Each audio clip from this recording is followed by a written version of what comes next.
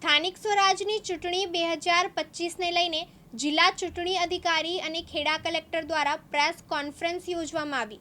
તારીખ 16 ફેબ્રુઆરી 2025ના રોજ સવારના 7 વાગ્યાથી સાંજના 6 કલાક દરમિયાન મતદાન હાથ ધરવામાં આવશે. જેમાં ખેડા જિલ્લામાં નગરપાલિકાની ચૂંટણીમાં કુલ 151 મતદાન મથકો ઉપર અને તાલુકા પંચાયતની ચૂંટણીમાં કુલ 396 મતદાન મથકો ઉપર મતદાન યોજાશે. ત્યારે 18 ફેબ્રુઆરી 2025ના રોજ સવારના 9 કલાકથી નગરપાલિકા કુલ 6 સ્થળોએ અને તાલુકા પંચાયત માટે કુલ 3 સ્થળોએ મતગણતરી હાથ ધરવામાં આવશે.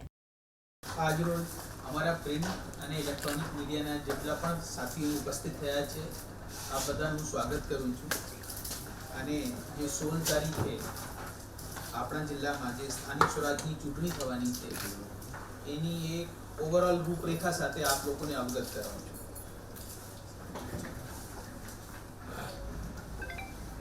રાજ્ય ચૂંટણી આયોગ ગુજરાત તરફથી 21 જનવરી 2025ના જાહેરનામાથી સ્થાનિક સ્વરાજની ચૂંટણીનો કાર્યક્રમ જાહેર થયા હતા.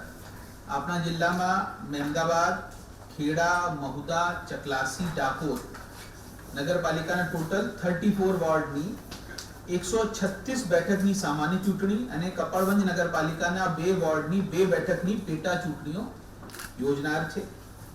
અને પેરેલલી કઠલાલ અને કપડવંજ તાલુકા પંચાયતની કુલ 50 સીટની સામાન્ય ચૂંટણી અને મહેમદાવાદ તાલુકા પંચાયતની 2 બેઠકની પેટા ચૂંટણી યોજનાર છે.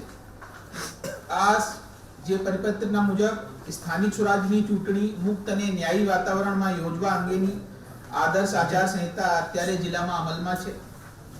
અને ચૂંટણી કાર્યક્રમ દરમિયાન નામાંકન માટેના સમયગાળા દરમિયાન નગરપાલિકાની ટોટલ 36 વોર્ડની 138 બેઠક માટે કુલ 505 ઉમેદવારી ફોર્મ આપણા પાસે આવ્યા હતા. એમાં 92 ફોર્મ પરત ખેંચાયા હતા. ત્યારબાદ 32 ફોર્મ અમાન્ય ઠરેલા હતા. અત્યારે કુલ 368 ઉમેદવારો નગરપાલિકા ચૂંટણીની હરીફાઈમાં છે. જિલ્લામાં નગરપાલિકાની ચૂંટણીમાં 15 બેઠકો બિનહરીફ થયેલ છે, જેમાં મહુદા નગરપાલિકાના વોર્ડ નંબર 1 ની તમામ બેઠકો બિનહરીફ થયેલ છે. તાલુકા પંચાયતની ચૂંટણી માટે 52 તાલુકા સીટ માટે કુલ 164 ઉમેદવારી ફોર્મ ભરાયા હતા. એમાં 5 ફોર્મ પરત ખેંચવામાં આવેલ હતા. 37 ફોર્મ અમાન્ય ઠરેલ હતા. કુલ 122 ઉમેદવારો તાલુકા પંચાયતની ચૂંટણીની હરીફાઈમાં રહેલ છે. ચૂંટણીના દિવસની વાત કરું તો 16/2/2025ના રોજ સવારે 7 થી સાંજના 6 કલાક દરમિયાન મતદાનની પ્રક્રિયા હાથ ધરવામાં આવશે. નગરપાલિકાની ચૂંટણીમાં કુલ 151 મતદાન મથક ઉપર, તાલુકા પંચાયતની ચૂંટણીમાં 396 મતદાન મથક ઉપર ચૂંટણી થશે. જે મતદાન મથકો ખાતે મતદારો માટે સમગ્ર જરૂરી સુવિધાઓ આપની તરફથી ઉપલબ્ધ કરાવવામાં આવી છે.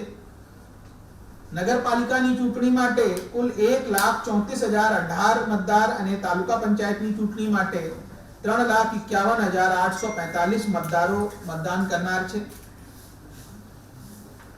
મતદાર મતદાન મથક ઉપર ચૂંટણી પંચ દ્વારા મતદાર ઓળખ કાર્ડ માધ્યમથી મતદાન કરશે.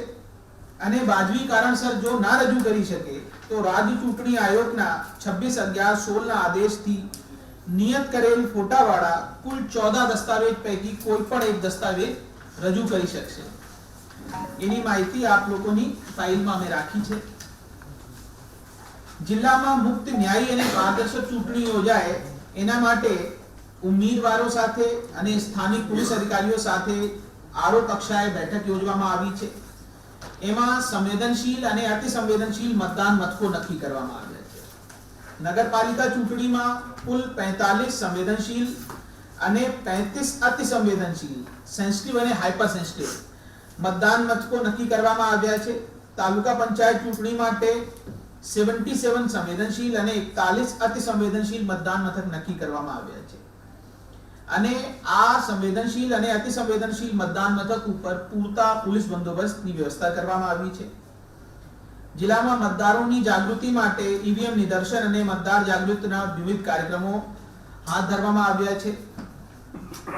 રાજ્ય ચૂંટણી આયોગના જાહેર કરેલા કાર્યક્રમ મુજબ 18 ફરવરીના રોજ સવારે 9 કલાકે મતગણતરી હાથ ઉપર ધરવામાં આવશે. નગરપાલિકા માટે કુલ 6 સ્થળ અને તાલુકા પંચાયત માટે કુલ 3 સ્થળે આ મતગણતરી હાથ ધરવામાં આવશે. મિત્રો, એ ઇન્ફોર્મેશન અમારી ચૂંટણી લક્ષી જેટલા પણ મુદ્દા હતા એ આપની ફાઇલમાં એ બધી વસ્તુઓ રાખવામાં આવી છે. હવે આપની જે બેસિક ઇન્ફોર્મેશન છે આજે પૂરી થઈ છે. તૃષાલ પંડ્યા, દિવ્યાંગ ન્યૂઝ, નડિયાદ, ખેડા.